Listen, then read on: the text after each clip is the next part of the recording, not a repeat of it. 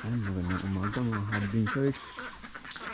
Ngayon po ay titignan po natin kung merong itlog yung ating bibi. Kahapon ay nangitlog po sila ng isa. Ngayon ay titignan po natin kung meron po ulit silang itlog. Tayo na, hanapin po natin.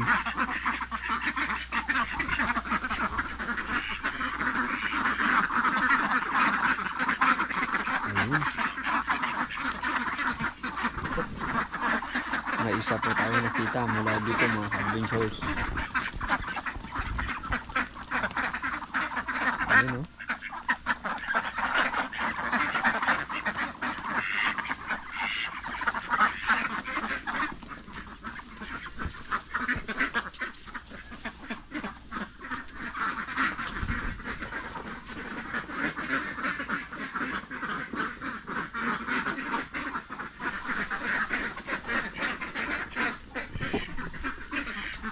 Ayan po mga adventures. Merong isa. Tignan po natin baka meron pong iba.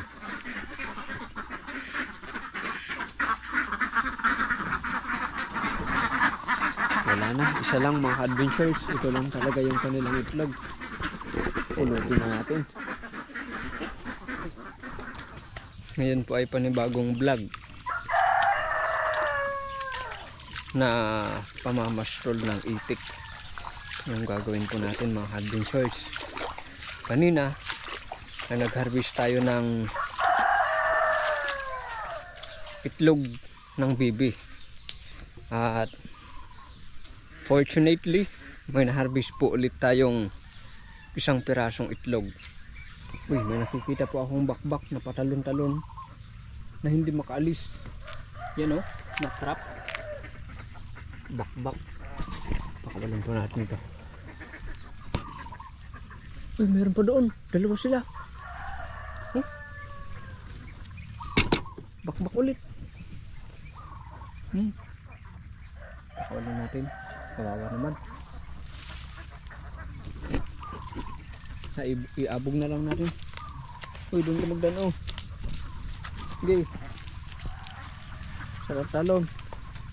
Sige, dyan ka na lang. Baka mararabitor ka. Yan, nandito na po tayo. Uy, meron pa. Pero Hawaiian crab. Nagkalat po yung ating mga itik. Meron doon. At meron doon. At tayo ay dito lang. Titignan lang natin sila. Babantayan po natin sila na hindi sila maka-damage ng palay dahil mahirap na. So samahan niyo po ako mga adventures dito sa ating daily vlog na gagawin. Ayan, bali iaabog po natin yung ating mga bibi doon sa may gitnang bahagi ng taltalon. Yan. Bali tayo ay bugaw. Bugaw ng bibi. Sa Tagalog parang hindi na maganda yung meaning ng bugaw. Paano masabi? Yan, nagpapakaloko na naman po sila oh. Parang gustong umuwi.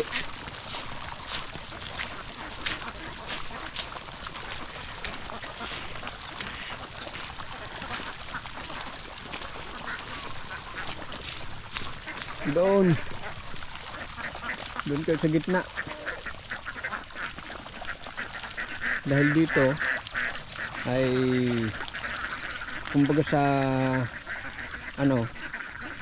bugbog sarado na yung dito na area, kaya doon natin sila sa gitna o di kaya sa may dulong bahagi natin sila ilalagay.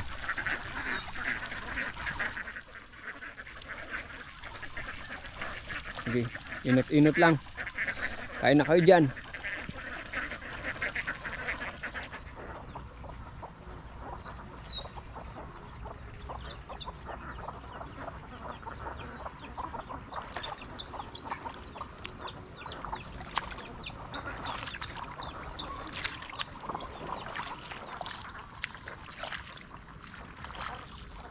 Ayan mga adventure, nandito na tayo sa bahay. Coffee break. Yan.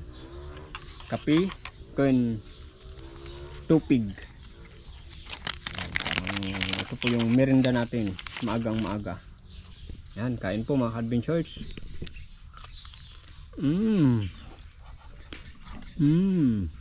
Namat. Mahirap yung mga isa sa mga paborito natin na kakanin ng mga Pilipino. Ito, tupig. Bali giniling po siya na malagkit, tapos sinimplahan, nilagyan ng buko, saka inihaw. Yun, inihaw ba yung yung sa baga? Yun, inihaw. Inihaw ba? O inihaw. Yan, kain. Masarap. Pagka ganito na merong sunog-sunog, parang sunog-sunog, pero hindi po sunog yan. Ganyan po talaga yung ideal magandang luto ng tupig.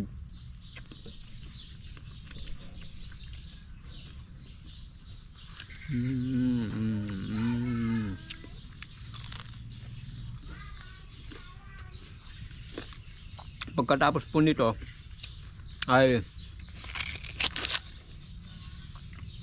pupunta po tayo ng farm ng ating garden para maglinis.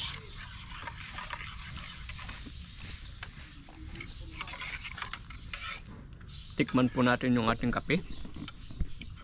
Yan. Ano yun? Hindi pa natunaw.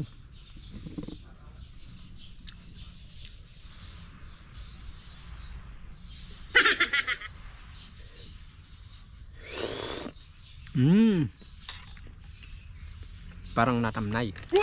Dahil matamis.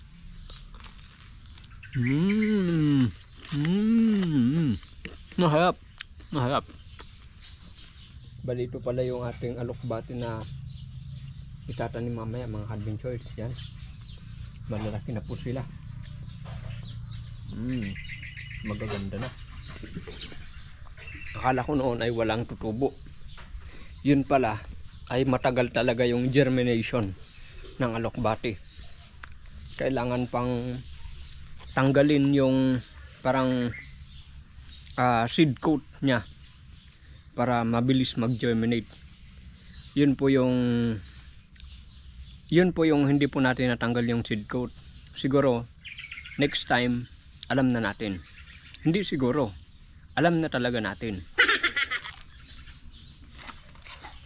Yan mga ka-adventures, meron po tayong nakitang itlog ng pakubo. Yan po, 2 piraso. Parang bago pa lang po yung itlog mga ka-adventures. Pinakita ko lang. Hahayaan po natin yan ng dumami. Pero titignan po natin, bali imumonitor po natin kung madaragdagan po yan yung itlog ng pakubo. Sana ay mapisa. Yun, sana ay hindi maabutan ng kasi di kalaunan ay irorotavator na po nila mga ka-adventures, pero hindi po natin alam kung kailan yung araw na yun. Kaya hopefully na bago dumating yung araw na yun ay mapisa muna yung itlog ng pakubo. Ayun. Ngayon pala ay kasalukuyan po tayong nagbabantay pa ng ating bibi hanggang alas 9. Ngayon ang oras ngayon ay 8:48 ng umaga. So meron pa silang 12 minutes para kumain at iuwi na rin natin sila sa bahay. Nang sa ganon ay makagawa pa tayo ng ibang mga gawaing bahay. Bali kanina ay umuwi tayo, nagkape. Ayan. Bali kusa nang umuwi yung ating mga itik. Yan. Pauuwiin na lang din natin sila. Dahil umuwi na lang man din sila, ay hahayaan na po natin. Ayan, nandito po tayo sa laod at itatanim po natin itong mulberry na binuhay po natin. Yan, bali itatanim po natin to dito lang po sa gilid-gilid mga ka-adventurers, para may hindi po ganon kainit dito, may dagdag na canopy, may dagdag na linong yung ating area.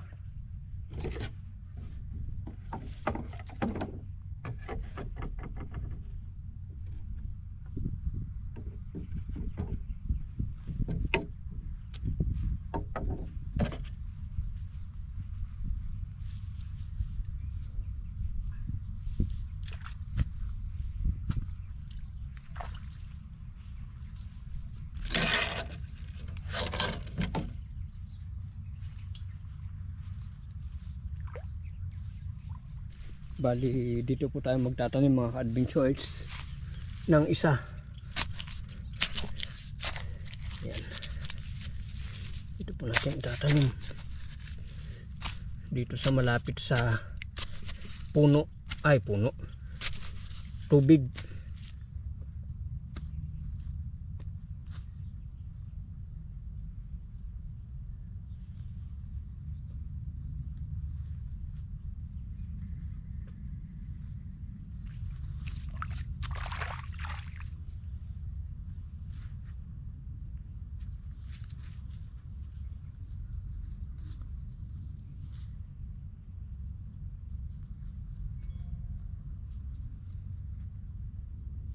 Ito po noon ay puno ng santol. Ang problema ay hindi po nabuhay ang santol. Dahil pag transplant po nila dito ay ano bang tawag dyan? Nasaktan yung kanyang ugat. Kaya hindi po siya nabuhay. Ito po yung papalitan natin. Ito yung ating itatanim mulberry.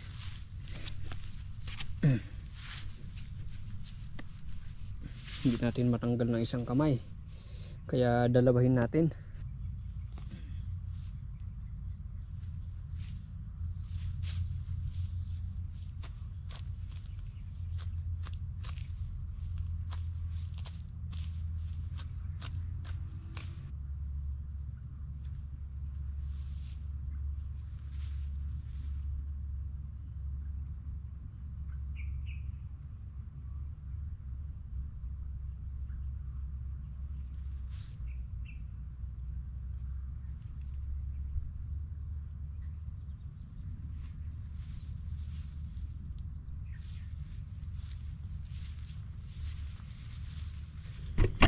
Ayun, bali dalawang puno na puno yung ating naitanim.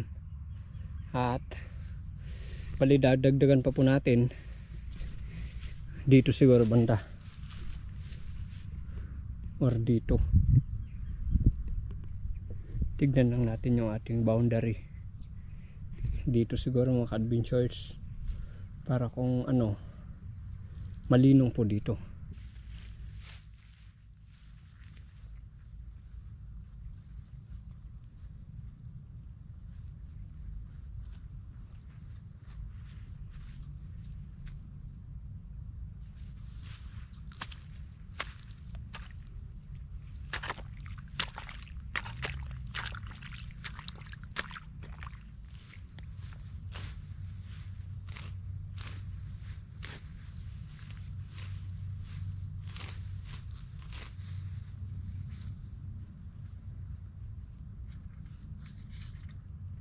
Bali nakapagtanim po tayo dito ng 3.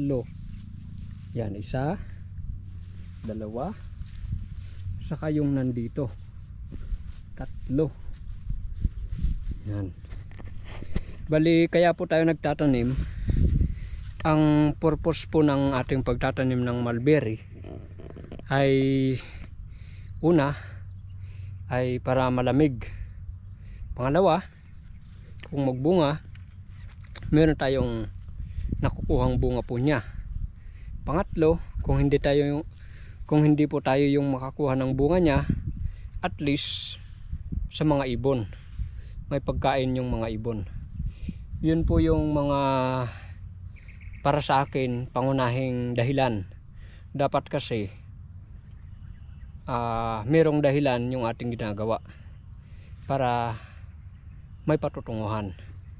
Yan po yung tatlong dahilan kung bakit tayo ay nagtatanim ng mga punong kahoy kagaya na itong mulberry. Sa next video po natin, yung ating itatanim na naman ay Madre de Agua.